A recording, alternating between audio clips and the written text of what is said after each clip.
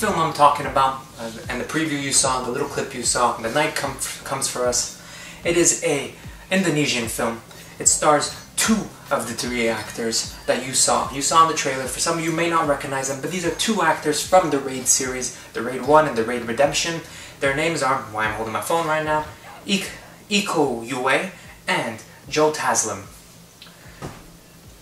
These two men, phenomenal martial artists. You saw that from the clip. You saw them in the Raid and the Raid Redemption. What makes this film so great and why it is my favorite action film of 2018 and probably my favorite action film since the Raid 2, which is not saying much, is because of the way that it is filmed.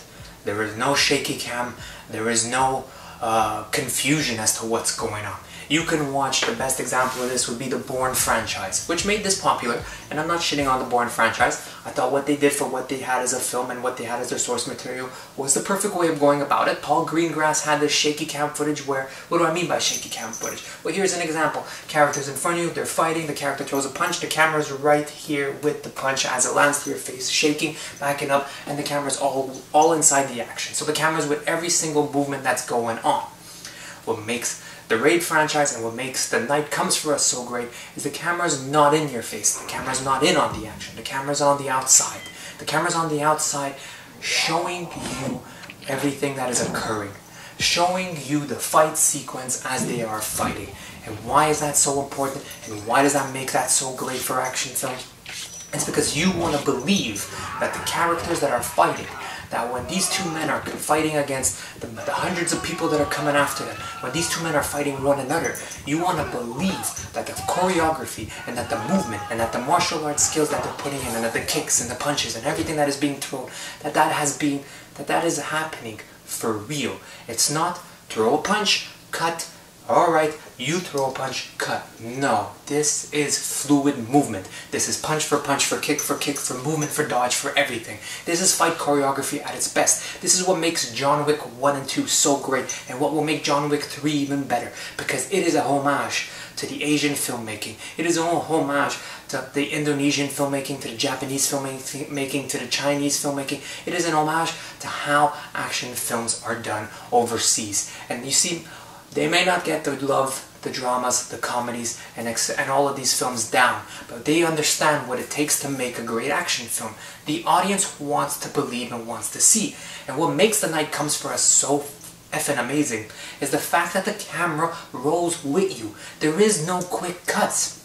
There are some quick cuts, but the majority, a lot of the film, when it's being filmed, is the camera is moving with the characters. If the character is going in a building, the camera is going with the character into the building. You feel as though you're a part of these individuals' journeys. You feel as though you're a part of everything that's going on around you, and there's nothing that's just being like, alright, walk, cut, walk, cut, walk, cut. No, there's no 645 million cuts. This is simplicity at its best in terms of filmmaking. This is following. This is giving an audience a general belief of what they are watching. This is giving an audience an understanding that this is what happens on a daily basis in Indonesia. This is what happens on a daily basis in Japan. You've got the triads. You've got all this violence. You've got some of this going on in the background. We may not see it. You may not hear about it. But this is what truly it is.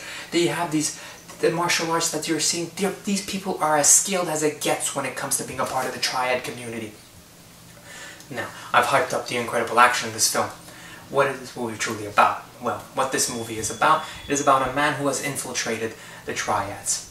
They are considered, it is a part of the Triads called the 6 C's. What is the 6 C's? The 6 C's are 6 different individuals, each a part of, each tasked with controlling certain sections of the Triads and certain sections of Asia. He has infiltrated them, decides to turn his back on them to save a little girl because he just didn't have it in himself to put this girl out of her misery, basically to kill her. This was not something that he wanted to do.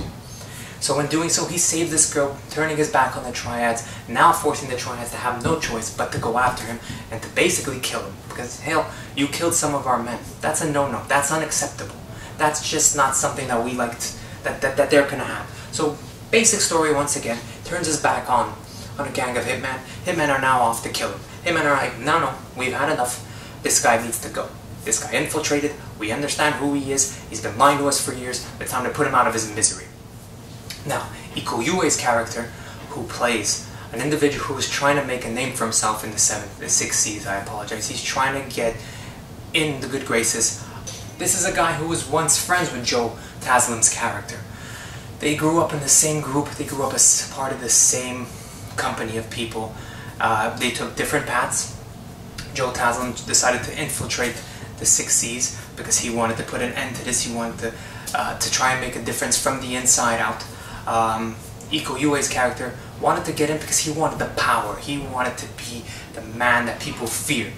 Instead, he ended up just turning into an errand boy, a bitch boy, who had to defend himself when anyone would tell him, "Come here, boy, come here and do stuff for me." So he starts to fight back a little bit. But once presented with the opportunity of taking out Joe Taslim's character, and why he's presented with this opportunity, he is told, if you can take out Joe Taslim's character, you will replace him as part of the six C's. So now he's got his reasons as to why he wants to do this. What makes it so interesting is that there's not just Iko Uwei's character that Joe Taslim has to worry about. He's got the entire Triad to worry about. And I'm not just talking about 5 or 6 people. I'm talking in total of deaths in this film. We can tally up to 67 murders, if not more. 67 deaths. I'm going to say max 100 people die in the end of this film. And it is just a smorgasbord of pure violence, pure death, pure blood. It's what makes action so great. Now, I know I harped on the fact that, oh, it's just a mindless action movie, but no, but there is a story behind it. This man saved a girl. Everyone has gone to all great lengths to get this girl out of here before she is murdered by the six C's. Joe Taslim's character is going to great lengths to save a girl who he has no connection with, but he's doing it out of the goodness out of his heart because he cannot no longer be a part of such violence, and he wants this to stop. The movie does not have a happy ending, as you can imagine. You can't just put an end to the Triads. There's millions of Triads out there. There's millions of people part of the Triad, I meant to say. So, it does not have a happy ending, but what makes this film so happy for me to have watched and sat down through this is the fact that it has incredible... It's the beautiful choreography, it's the beautiful action, it's the fluid and the movement, and it is what makes action cinema so great. This is kung fu cinema, if you want to call it. This is martial arts cinema. This is elite actors and athletes and martial artists in their prime doing some of the best work that they have done in quite some time. If you've never seen The Raid and The Raid Redemption, I honestly do suggest checking it out. Don't nitpick or don't automatically shit on it because there is subtitles. Listen, read the subtitles. This is not complicated. Just read the subtitles, stare at the action, enjoy this beautiful film. If I'm gonna rate this, I'm giving this an 8.5 on 10. This was fantastic. This was what I wanted in an action film. See, I've been waiting to try and watch an action film for quite some time. There's a lot that I've seen, from those garbage Transformers films to Mission Impossible, which is probably the last best action film that I've seen done correctly. But The Night Comes for Us, 8.5 on 10, surpasses it. Best action I've seen. Honestly, something that blew me away. A Netflix original, a Netflix special. It's only, I'm going to keep saying Netflix, it's only on Netflix. So if you've got Netflix, check that out. If you don't, it's only $9.99 a month. It's $9.99 a month. That's $10 a month for unlimited movies. For unlimited movies, unlimited TV shows, they have got some of the best content out there. The Night Comes for Us. That is a must-watch film. That is a recommendation. That is a recommendation for any action fan. Check this film out. You won't regret it. I promise you, you won't regret it.